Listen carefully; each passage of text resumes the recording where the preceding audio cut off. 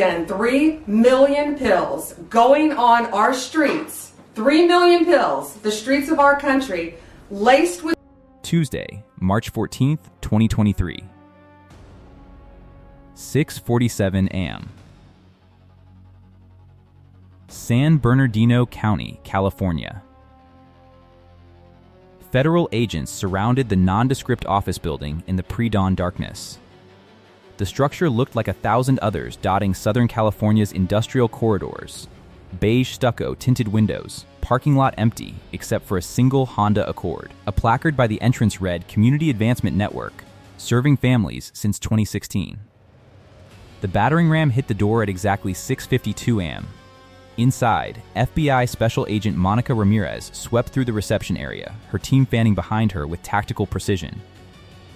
Standard raid protocol.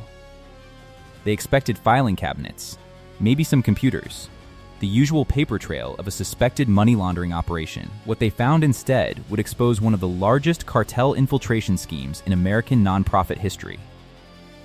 The first indication came from Agent Ramirez's thermal imaging scanner. The wall behind the executive director's desk glowed hot, not from electrical wiring, from something else entirely. She motioned to the demolition specialist. 3 strikes with a sledgehammer, and the drywall crumbled. Bricks of cash tumbled onto the industrial carpet, not metaphorical bricks. Actual vacuum-sealed packages stacked floor to ceiling in a cavity running the entire length of the building's interior wall. 20s, 50s, hundreds. Wrapped in plastic, organized by denomination, cataloged with handwritten codes that would later prove to be shipment identifiers for the Sinaloa Cartel's Northern California distribution network. The count would take 3 days. $275 million hidden inside the walls of a federally registered 501c3 charitable organization.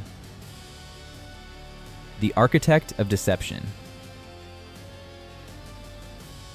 Marcus Delgado had built something extraordinary.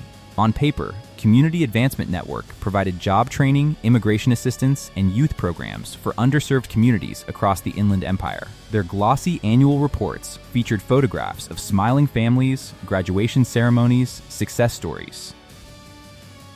The organization received grants from the California Department of Social Services. They partnered with local churches.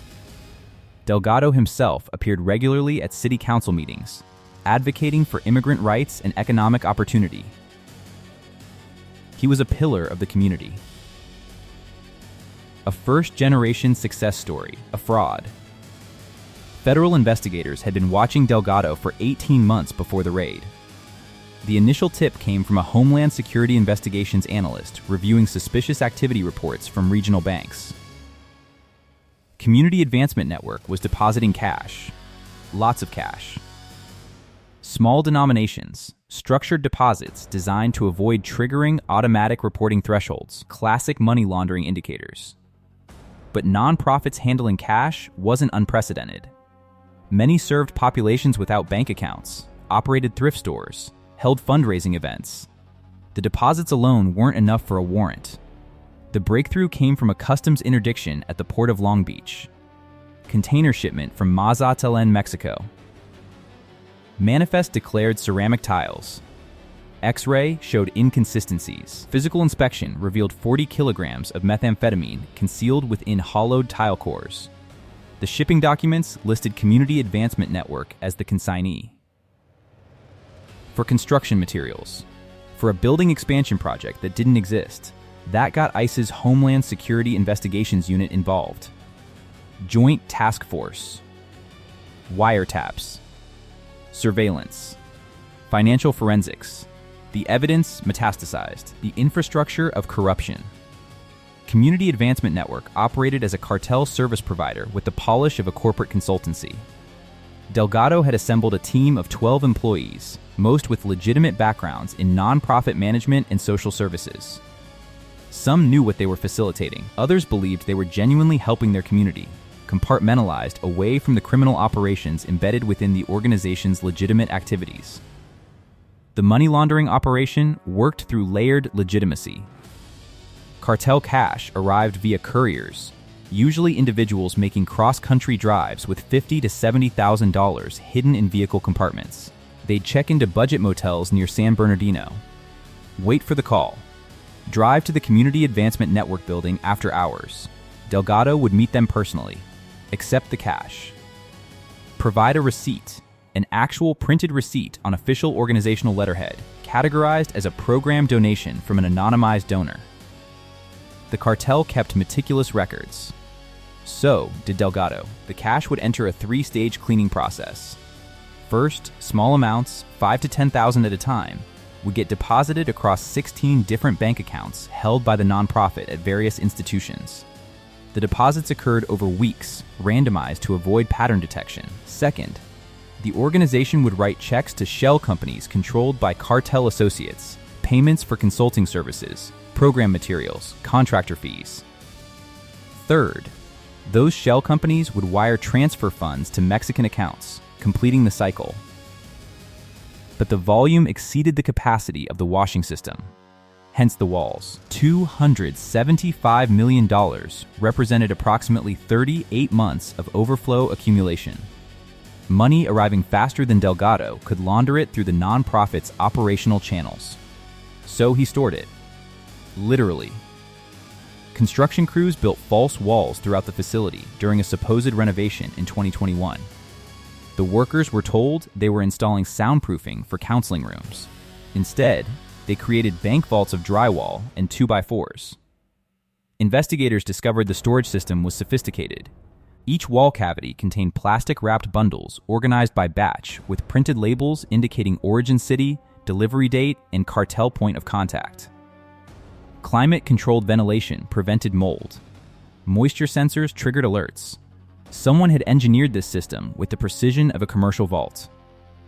The human cost. While Delgado orchestrated financial crimes, the organization's legitimate services continued. Real families received genuine assistance with immigration paperwork. Actual job training programs operated. Youth tutoring happened in rooms 20 feet from hidden millions. This dual operation created a shield of community goodwill that investigators found deeply cynical. During warrant execution, agents encountered 3 clients in the waiting room for a scheduled appointment with a benefits counselor.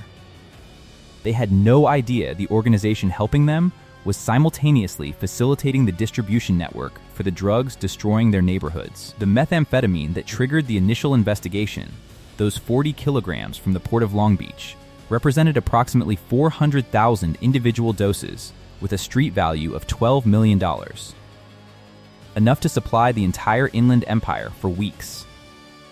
The cartel network that Community Advancement Network serviced was responsible for flooding Southern California with industrial quantities of meth, fentanyl, and heroin throughout 2021 and 2022.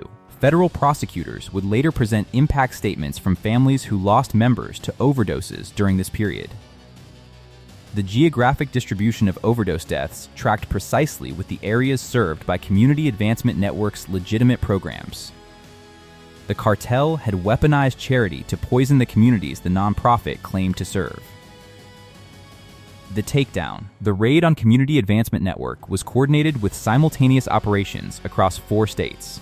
At 6:52 a.m. Pacific Time, as agents breached the San Bernardino building, FBI teams executed warrants in Phoenix, Las Vegas, and Albuquerque against shell companies and cartel associates connected to the money laundering network. Homeland Security investigations arrested 3 couriers at hotels near the Los Angeles International Airport.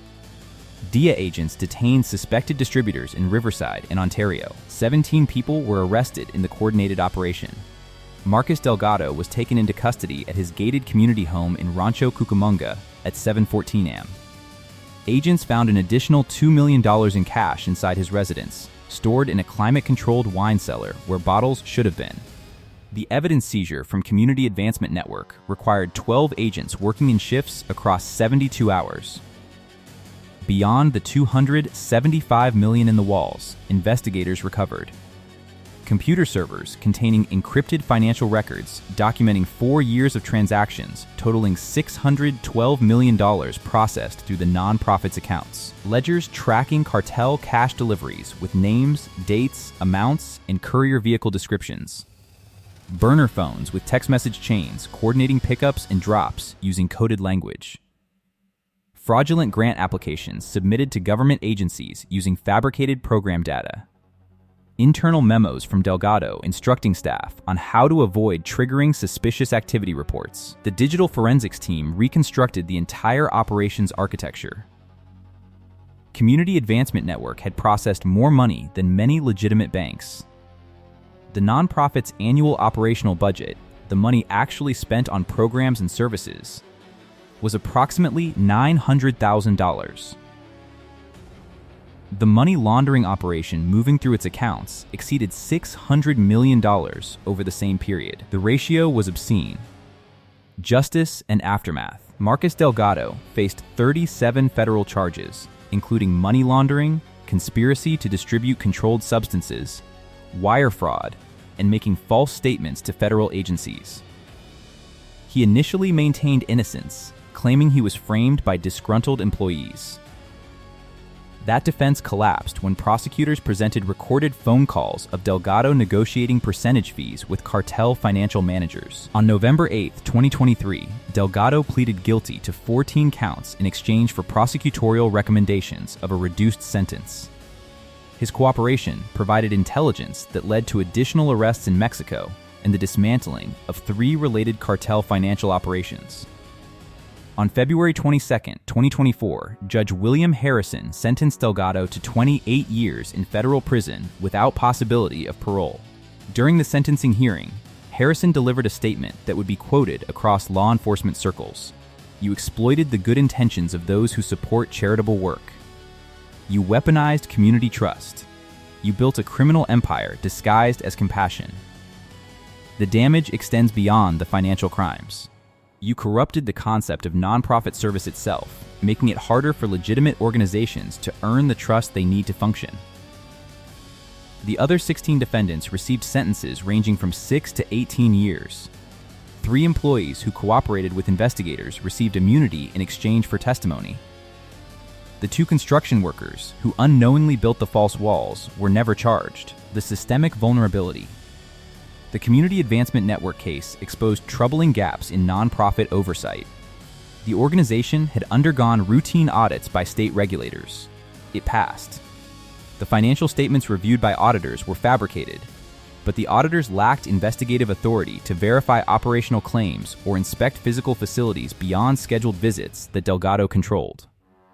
Federal regulators acknowledged the case revealed blind spots in monitoring systems designed for detecting fraud, not criminal enterprise infiltration. Nonprofits operate with significant autonomy, protected by legitimate concerns about government overreach into charitable work. That autonomy creates opportunities for exploitation. Congressional testimony from FBI Director Christopher Wray, following the arrests, emphasized the broader threat. We are seeing increased sophistication in how transnational criminal organizations exploit American institutions. They understand our systems. They study our regulations. They identify the gaps. Community Advancement Network represents not an isolated incident, but an evolution in how cartels operate on American soil. The $275 million seized during the raid was the largest single cash seizure in FBI history from a nonprofit organization. But investigators believe it represents a fraction of what the operation processed. The money in the walls was overflow, surplus that couldn't be laundered fast enough. The hundreds of millions that successfully moved through the washing system was never recovered. It's in cartel accounts, legitimate businesses, real estate holdings across multiple countries. Gone. The warning: stand in front of any nonprofit building in America. Look at the walls. Consider what might be behind them. The Community Advancement Network operated for 7 years before federal agents demolished its fade. 7 years of public appearances, grant applications, community events, and partnerships with government agencies. 7 years hiding in plain sight because everyone assumed the best intentions of an organization claiming to serve vulnerable populations. Marcus Delgado understood something fundamental about American society. We want to believe in redemption stories, in community uplift, in organizations that help the disadvantaged. That belief is powerful. it's also exploitable. The cartel networks learn from his success. Intelligence reports indicate at least 6 similar operations currently under investigation nationwide, all using the nonprofit model as cover for money laundering and logistics support. The blueprint exists now. The proof of concept is established. $275 million hidden inside walls.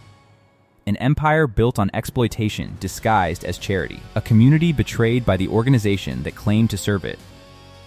The hollow walls held more than money. They held a warning about the spaces between what we see and what exists beneath the surface. About the distance between appearance and reality. About how easily systems built on trust can be corrupted when we stop questioning what we're told to believe. The building in San Bernardino still stands, seized by federal authorities and scheduled for auction. The walls have been demolished, the cavities exposed. But somewhere else, in another industrial corridor behind another nonprofit's beige stucco fade, the next operation is already running.